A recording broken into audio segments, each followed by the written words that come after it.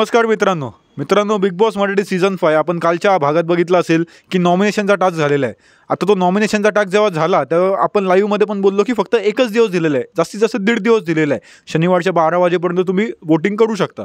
पण मित्रांनो आता त्याच्यामध्ये शॉकिंग असं की वोटिंग ट्रेंड जे ओपनिंग वोटिंग ट्रेंड जे समोर आले त्याच्यामध्ये खूपच शॉकिंग आपल्याला दिसते।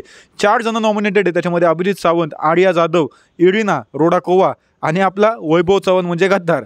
तर त्या 4 मध्ये टॉप बॉटमला कोण आहे आणि टॉप 2ला कोण आहे हे सगळ्या विषय आपण माहिती करून घेणार आहे। पण त्याच्या आधी जर का तुम्ही सबस्क्राईब नसेल केलं प्लीज मित्रांनो सबस्क्राईब करा, कारण की असेच लेटेस्ट व्हिडिओ आम्ही बिग बॉसच्या रिलेटेड आम्ही घेऊन येत असतो, रोज लाईव्ह देखील येतो। तर प्लीज सबस्क्राईब करा। सुरुवात करूया। नक्कीच भाऊ, तर तुम्ही सांगितलं की नॉमिनेट कोण झालेत, भाऊनी जसं सांगितलं 4 स्पर्धक आपले घरातनं नॉमिनेट झालेले आहेत। तर आता 4ही स्पर्धकांच्या मानगुटीवरती तलवार आहे, आपण म्हणू शकतो की आता हे महाराष्ट्राच्या जनतेच्या हातात आहे कुणाला बाहेर काढायचे।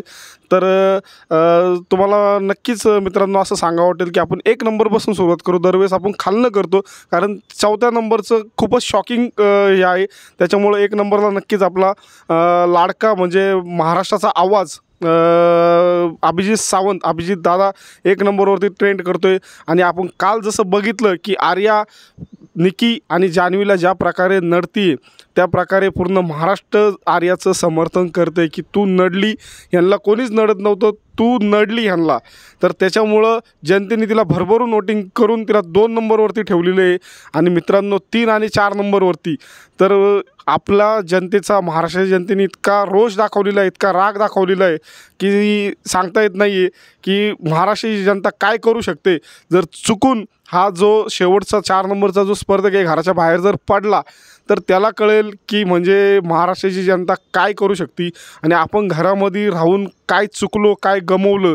तर असे शॉकिंग आहे। तर 3 नंबरला महाराष्ट्राच्या जनतेने वोटिंग केलेलं आहे इरिना रोडाकोवाला, जिची अपेक्षा आपण म्हणतो की ती घराच्या बाहेर जाऊ शकते, तिला 3 नंबरला महाराष्ट्राच्या जनतेने ठेवलेलं आहे। आणि 4 नंबरला जो आहे तो म्हणजे आरबाज 2, त्याला जे नाव पडलेलं आहे आणि रितेश दादांनी त्याला त्या दिवशीच्याच मागच्या विकेंडमध्ये गद्दार म्हणून देखील एक उपाधी दिलेली आहे। तर वैभव चव्हाण हा 4 नंबरला आहे। महाराष्ट्राच्या जनतेचा राग आणि रोष आपण बघू शकता मित्रांनो या व्हिडिओमधनं की किती लोक म्हणजे की नको आहे, वैभवची भूमिका कुठलीच पटलेली नाही। वैभवनी प्रत्येक गोष्टीमध्ये थोडंसं नकारात्मक भूमिका घेतलेली आहे। प्रत्येक ठिकाणी मालवणी भाषेचा अपमान असेल, आपल्या सूरजला नाचका वगैरे बोलणे असेल किंवा सूरजच्या बाजूनी काही गोष्टी स्टेटमेंट करणे असेल किंवा अजूनही कोणी असेल, TMA चुकीची आहे, त्याला समर्थन वैभव करतोय। तर आता महाराष्ट्राच्या जनतेने काय केले की वैभवला डायरेक्ट 4थ्या नंबरवरती, परंतु आता नक्की वोटिंगच्या ह्याच्यानुसार आता भाऊच्या धक्क्यावरती काय धक्का बसतोय, बिग बॉसच्या मनामध्ये काय आहे, घरामध्ये नक्की कुणाला बाहेर किंवा मग महाराष्ट्राची जनतेकडे अजून आजची रात्र आणि उद्याचे 12 वाजेपर्यंत आहे। तर वैभव 3 नंबरला येतोय काय हे आता आपल्याला नक्की उद्या म्हणजे वोटिंग ट्रेंडचा आपण त्याच्यावरती व्हिडिओ घेऊनच येऊ।